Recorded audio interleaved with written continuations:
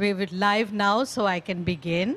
So, as you heard from the introduction, we have with us Ruchir Joshi in his current avatar as a novelist, once again. His first novel was, as you heard announced, was published in 2001.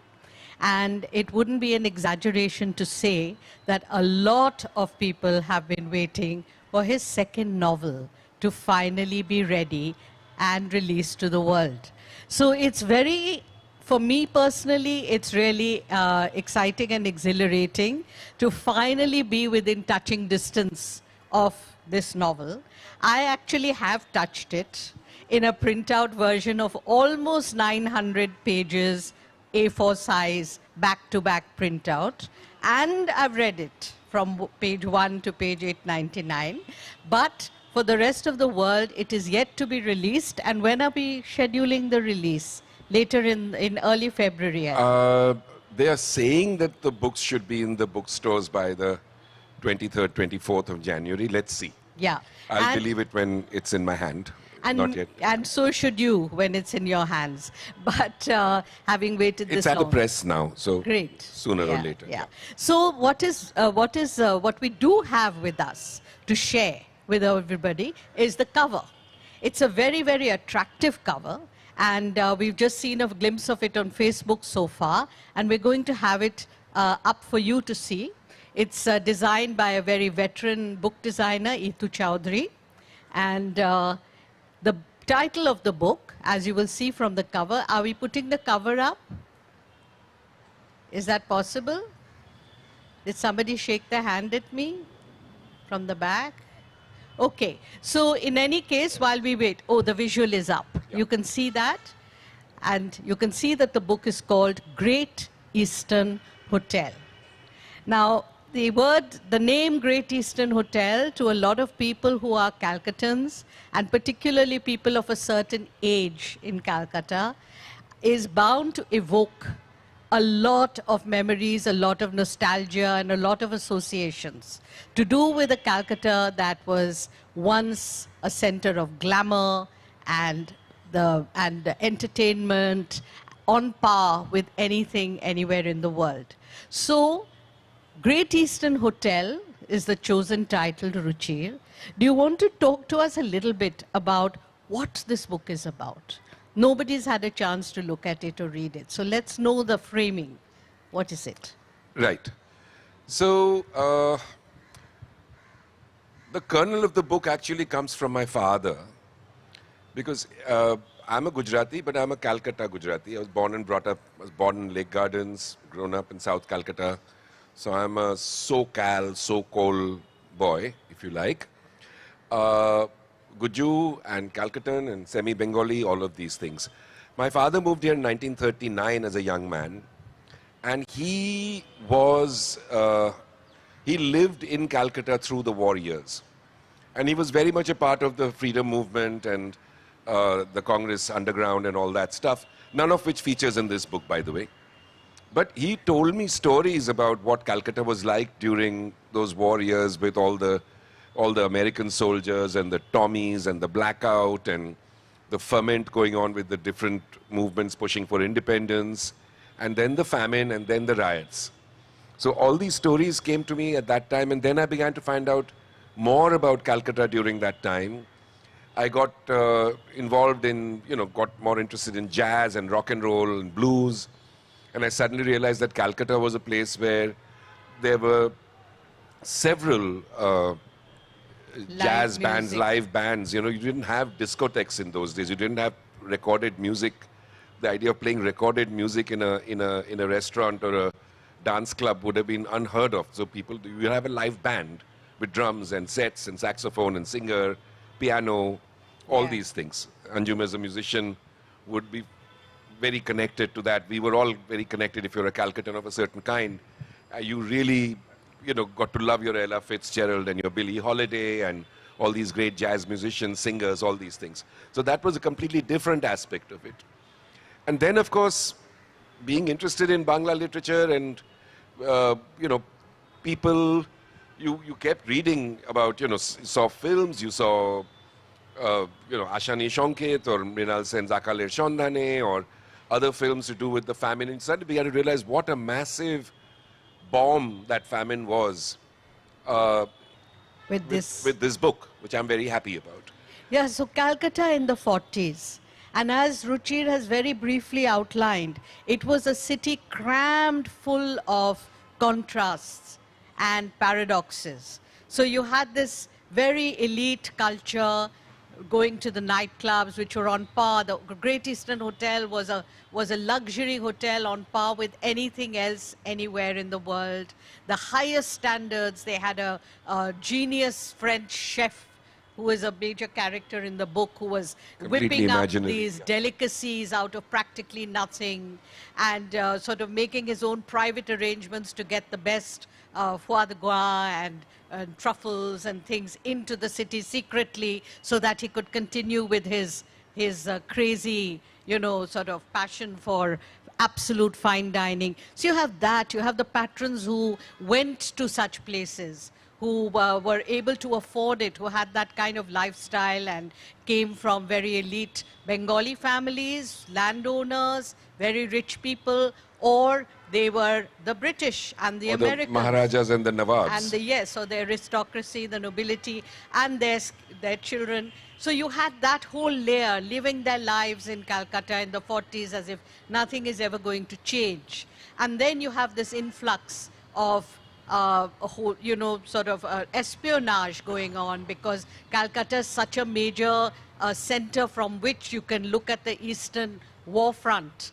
And, so there was all that happening. There were the Americans coming in with their entire different set of values, black soldiers roaming the streets of Calcutta. The citizens had never seen them before, had never, were interacting with this very informal white colonialist culture, which is not British. And, so there was all that happening. And then, of course, there were the ordinary, you could say the middle-class families of Calcutta, whose daughters, actually, more than anything else, feature in this book in a very, very charming way, and who were getting drawn into the struggles and the issues of the time, who were getting politicized, who were beginning to rebel against the status quo and finding their own ways and own paths to that. And then you have the absolute poor people who were living practically on the streets, struggling to get by and eke out a living. So you have this entire kind of tapestry, I would say, of a city, and not just one moment, but over several years. So you can see, and the gradual changes that happen, and the gradual transformations of those stories and those people. So it's a major, major undertaking. And that brings me to my next question to you, Ruchir, which is that when I started reading this book, it to me seemed like a sort of a throwback to the huge, big, epic saga novels that many of us read when we were younger, which you don't see written anymore, hardly. Perhaps Alex Haley's Roots may have been one of the last such big things. And of course the older ones, there's Anna Karenina, War and Peace, Proust, there's James Joyce's Ulysses. So that there is a tradition of writing Don Quixote. All over the world there was a tradition of writing these large, ambitious, epic sagas. But do you feel that yours fits into that category? And was that something you had in mind when you set out? I think it fits in and it doesn't, because in terms of storytelling, the book chooses very different devices and very different techniques from, say, War and Peace or Roots or something, which are fairly linear books which start with, or even if you look at Abraham Verghese' Covenant of Water, which has been very successful in the US, Yes, this book that's set a in recent Kerala. one, yeah. It has that multi-generational, following the lives of one family or 2 or 3 characters and then their sons and daughters and then their sons and daughters, that kind of thing. This book doesn't do that. So in that sense, it's very much a book, I hope, of our times. In the sense, I'm looking back at a period of great upheaval. Designer, mother is a school teacher, she's a Shikkito, Madhyabitto, cultured Bangali May, who is, of course, gravitates towards the Communist Party and towards social change. And she's a volunteer first and then joins the Communist Party in a much more committed way. Then there is Kedar, who is a wealthy Jomindari's son. Jomindari lawyer's family son, who was going to presidency college and who hopes to go to Oxford, but the war destroys those plans. But what he actually wants to do is be a painter. But he loves tennis, he loves his dancing and his drinking, and he's a very westernized guy, but also be, connected to Calcutta culture and Tagore and Bangla literature and all that, and painting. Of course, some pockets of the city, the English are continuing their lives. They don't understand, but well, okay. Great native poet has died. Some of them do understand, but overall, when the city shuts down, people are continuing their lives and stuff. And Kedar has gone to the funeral in the morning, in the afternoon, and has come back home. And at night, he's attended a party where he's met a woman who is, he doesn't know where she's from. She's Eastern European from somewhere, but they're clearly attracted to each other. And she asks him to drop her to the Great Eastern Hotel. Kedar has been to the hotel before, to the restaurants and stuff, but he's never been inside the hotel because that's the way things used to be, even for wealthy people. So there's a description here of the beginning of the second section of the book. The black and white chessboard marble floor that will eventually show through the holes is, at the moment, mutely correct and present beyond the edges. Robustly florid tropical plants lined the floor, escorting the carpet. The line of extravagant greenery is interrupted by two large spittoons, one on either side, which will reflect Eva and Kedar as they come in, stretching them into twisted Dali figures, into slow-moving dark spikes on the surface of the spotless brass. Since it will be a long time before pipe music comes to India, what will surround our couple is the soft non-sound of a classy cage. It is the murmur of deep money you can still find in some places. And it almost invites me to put in my own soundtrack. I'm very tempted to slide in an LP of Ornette Coleman here, but that cactusy alto sax doesn't fit at all. Coleman is go through, and we get to them moving up. Eva nudges Kedar past the long reception counter and the two hotel clerks with their necks craning down, past the lifts and up the stairs, past a porter carrying down heavy suitcases which are not allowed in the lifts. Where on earth is someone going at this time of night? Some deep-rooted man training in Kedar makes him walk more erect, makes him a fully present party to the pretense that it is he who is leading the way, a sahib taking his mem sahib up to their room. But inside him, the fear is still potent. What if she suddenly turns and asks him to leave? What if she drops his arm, swings away down a corridor, leaving him lost? He has visited the restaurants here, but never the rooms. He knows from many reports that Great Eastern's corridors are a frightening maze. What if she reaches her room, says goodnight, and leaves him to find his own way back? Flight of stairs, actually starting to lead now, but Eva pulls him in another direction along the corridor. We are here, not more up, she mumbles into his jacket, navigates them past a row of closed, numbered doors. The footsteps following them also turn, but across the landing and away, down the corridor, leading in the opposite direction. Kedar sneaks a glance over his shoulder. The white man, military, also turns to look back at the same time, and for an uncomfortable moment, their eyes meet. By the time Eva undoes her face from Kedar's shoulder and turns, the khaki uniform is walking away, eyes focused dead ahead. Air Force, but not in Indian Air Force dress, RAF, says Kedar softly, his uniform spotting having improved much in the last 2 years. Who cares? Eva is back snuggling into his arm, turning him right along a new corridor. Everywhere they are the same, men in funny clothes who like to be danger. All over my life, every country, this men with shine buttons and shine guns. Shiny, corrects Kedar. Shiny buttons, sometimes not so shiny guns. They follow the short passage and turn left into yet another corridor. Eva uncouples herself briskly. Wait here, she instructs, and walks down a few doors to the one that is open with light coming out of the gap. She knocks and peeps in. Kedar hears a quick scuffle of feet, an obsequious yes, madam, and a chink of small metal. Eva is walking back now, a key ring dangling from her finger. She turns him around and leads him back to the short passage connecting the two long corridors. There she stops at a door. So, shiny buttons and gun. Okay, one of the things I was responding to while listening to this passage being read by you, Ruchir, is how cinematic it was. To me, that in the beginning, when you lay out the scene, you're talking about black and white, you're talking about laying a music track, you know, you're pulling in, you're pulling out, you're noticing textures, how everything sort of looks. And I know that you're a filmmaker and a photographer.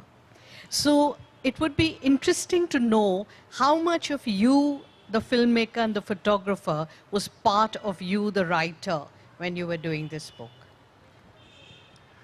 I do come to my writing from my background in visual art, photography, filmmaking. Because I'm a filmmaker first, a painter and filmmaker first, and photographer, and a writer second.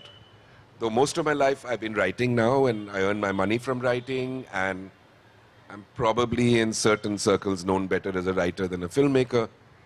The first urge of narrative is always visual for me. Visual, audio-visual, I would say. So, you know, people like Nilanjan and Spandan is over there as well, Vivek, all these people, we've all straddled this area between being deeply interested in the written word and written story, written narrative, and at the same time, having taught ourselves to think like filmmakers, we end up maybe just, you know, when you look at something, when I think of a scene, and I call it a scene, not a chapter. And while writing it, I was often referred to it as like, what Kolkata would have been like at that time, right? And these are familiar places. Park Street features, the Victoria Memorial features. There's a huge party down this road around Moira Street where Hindi High School is. There's an apartment there that features in a ribald, crazy, orgiastic party. Then all Great Eastern is there. Grand is also part of it, you know. I mean, in that sense, it's very much, I mean, the book is very much meant for Calcuttans first and then everybody else in the world. Right. And if you've lived through a Calcutta of a certain time, from the 60s and 70s, you'll enjoy it in one way. If you haven't, but you're still in Calcutta, you'll get a different impact of it.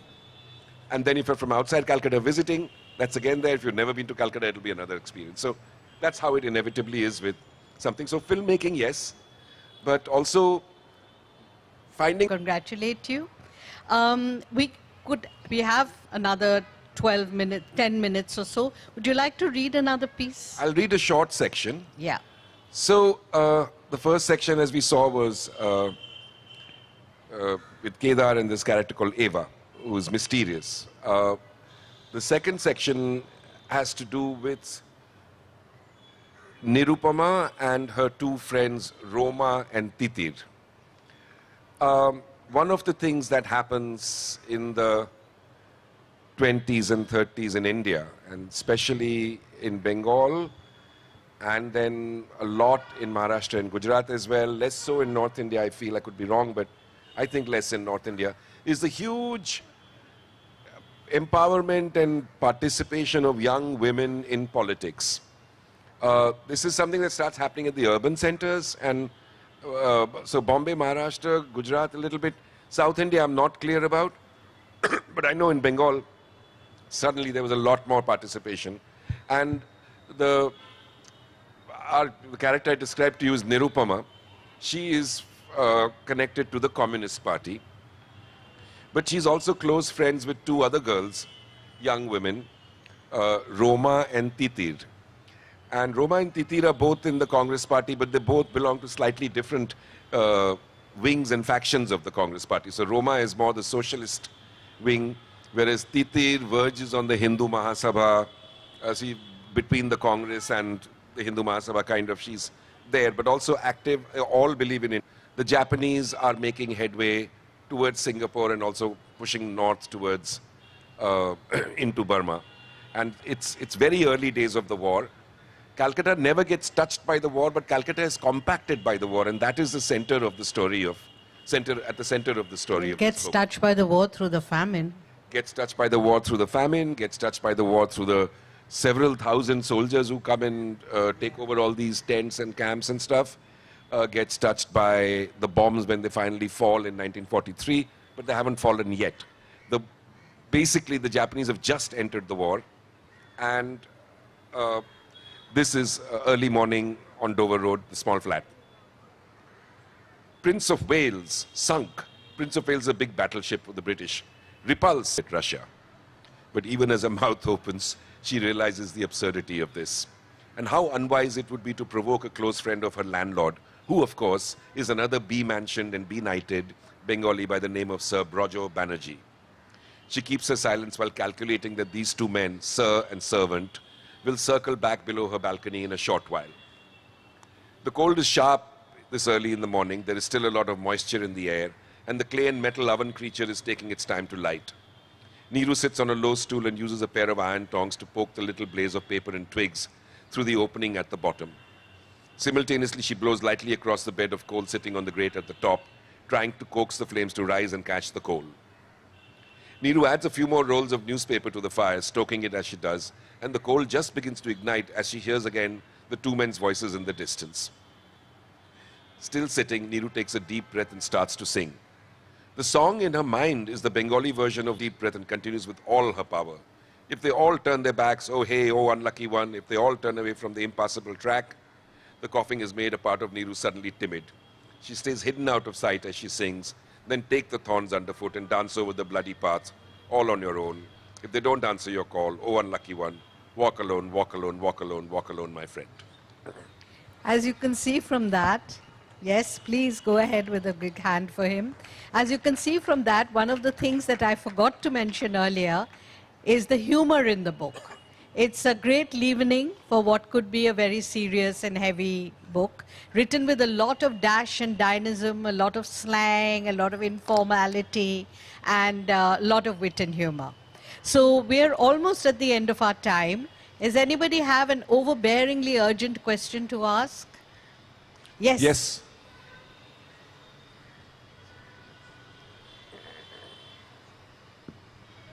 Sir, although I am yet to read your book, I'm here, sir. Yeah, hi. Although I am yet to read the book, but I can understand the background, what you have chosen. I mean, 1939 to end of the war, 1945, right? No, it's not quite. It starts in 1941.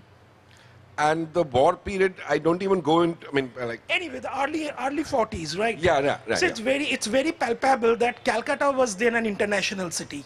When Absolutely. you right.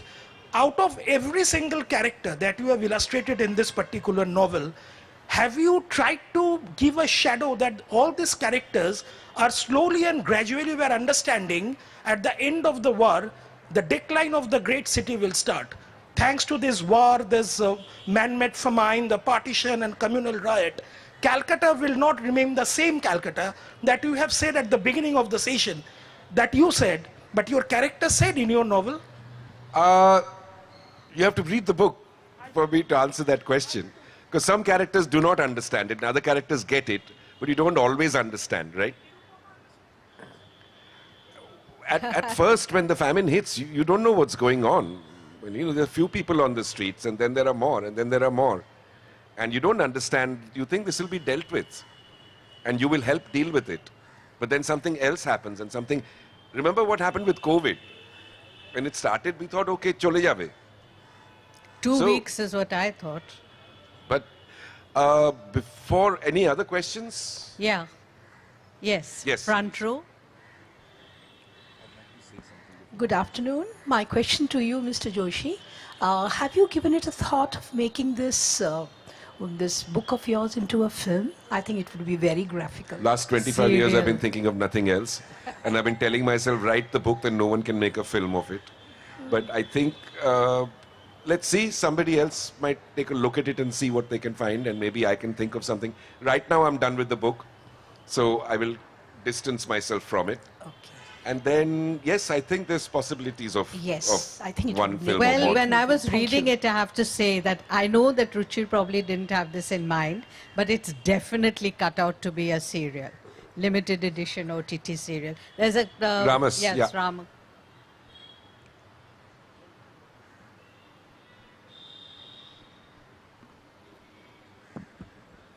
Right, thank you.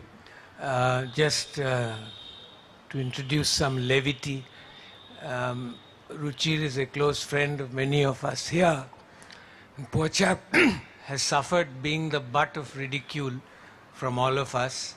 I was telling Nilanjan, now we won't have any topic to discuss with him when we sit with him, you know. So, but we are all celebrants of the completion of his novel. He said in the beginning that he's basically a filmmaker first. He told me the same about 20 years ago.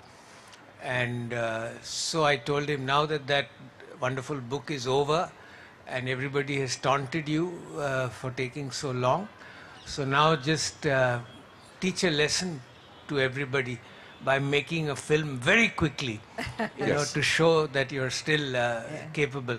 Thank you. And then I told him the subject of the film is self-evident. It's about writing this book. That would be Yeah. too You self-referential, wanted but to yes. say something. I was coming to exactly this. This is the first event at the end of a very, very long journey. And if I get a little teary-eyed, please forgive me.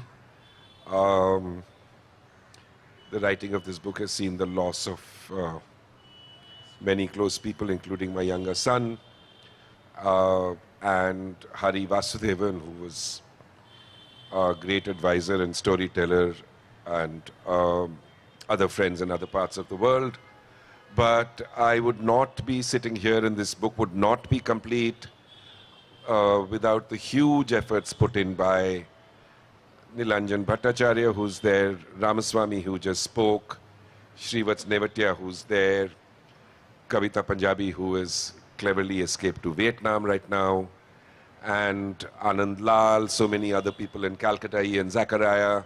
The thanks are all there in the acknowledgements, but it's so nice to have you, Anjum, Raju, all these people who've kind of been there as moral support, Gomti Auntie, and been there and kind of patiently watched as I've managed to slowly inch my way up this slope. So this is a very moving moment for me, and I would like to thank these comrades. Obviously, the mistakes in the book are mine, and the good bits are all contributed to by them. So thank you, guys. Thank you. It says in big letters, time up. So we shall now vacate the stage for the next session. Thank you for being such a wonderful audience. Please, please, please buy the book when it comes out. It's going to be ready in a little The while. Amazon link is up, so feel free to pre-order, anyone. And the book will be in hand in the bookstores by towards the end of the month. They're saying the release date is the 22nd, 23rd, but yeah, it should be available to buy physically by then. Thank you.